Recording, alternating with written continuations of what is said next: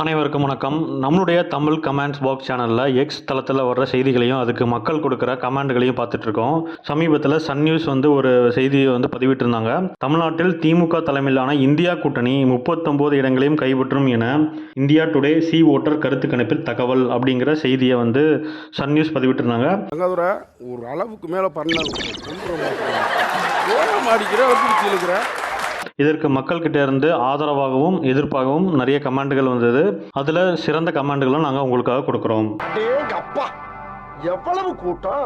ஒரு நெட்டிசன் என்ன சொல்லியிருக்காருன்னா, யாரு எங்கே போய் கருத்துக்கு கணிப்பு எடுக்கிறானே தெரியல, நம்மளுக்கு தெரிஞ்ச ஒருத்தங்கிட்ட கூட யாரும் கருத்து கேட்கல, நாமளும் அப்படி யாரையும் பார்க்கல, யார்கிட்ட தான் அப்படி கருத்து கணிப்பு கேட்குறாங்க அப்படிங்கிற அவருடைய சந்தேகத்தை வெளிப்படுத்தி இருக்கிறாரு. எனக்கு தெரியாது, உங்களுக்கு தெரியும். அம்மா உங்களுக்கு தெரியுமா? சார் உங்களுக்கு தெரியுமா? யாருக்குமே தெரியாதுங்க. ஒரு நண்பர் என்ன போட்டிருக்காருன்னா, முதலில் இந்தியா கூட்டணி என்று சொல்வதே தவறு, INDI அலைன்ஸ் என்றே சொல்ல வேண்டும் அப்படின்னு அவருடைய எதிர்ப்பை பதிவு பண்ணியிருக்கிறாரு.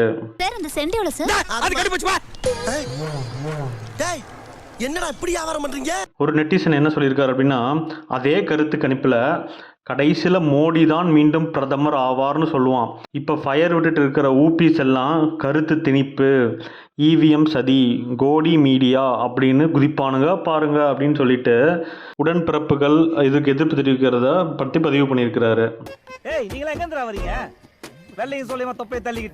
ஒரு நண்பர் ஃபன்னியாக ஒரு மீம் பதிவு பண்ணியிருந்தாரு. அதில் என்ன சொல்லியிருக்காருன்னா, கடந்த 5 வருடத்தில் திமுக கட்சி எம்பிக்கள் உங்கள் தொகுதிக்கு செய்த 5 விஷயங்களை சொன்னால் 1 லிட்டர் பால் இலவசம் அப்படின்னு சொல்லிட்டு ஒரு திருச்சி பால்காரர் சொல்கிற மாதிரி ஒரு மீம் போட்டிருக்காரு.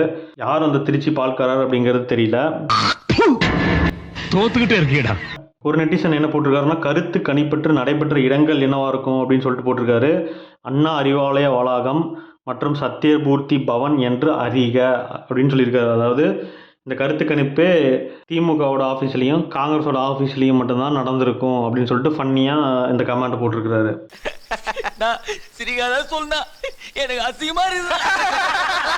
ஒரு நண்பர் என்ன போட்டிருக்காரு, எதிர்கட்சிகள் இரண்டும் ஒன்றாக இருந்தப்பவே 38 MB ஜெயித்த நீங்க இப்போ எதிரி 2 பட்டு நிற்கிறப்ப கூட முழுசும் ஜெயிக்கலைன்னா எப்படி அப்படின்னு கேட்டுட்டு, இது உலகத்துக்கே தெரியும், இதுக்கு கருத்து கணிப்பெல்லாம் தேவையா, ஆனால் அந்த வெற்றியை பெற அப்பா மகன் அத்தை என எல்லோரும் ஊராக அலைவதே எதிரிகளின் வெற்றி அப்படின்னு சொல்லியிருக்காரு.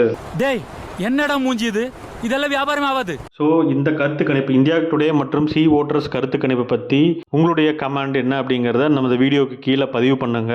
நம்முடைய சேனலை சப்ஸ்கிரைப் பண்ணுங்க, இந்த வீடியோவை லைக் பண்ணுங்க, அண்ட் இந்த வீடியோவை உங்கள் நண்பர்களுக்கு ஷேர் பண்ணுங்க. தேங்க்யூ.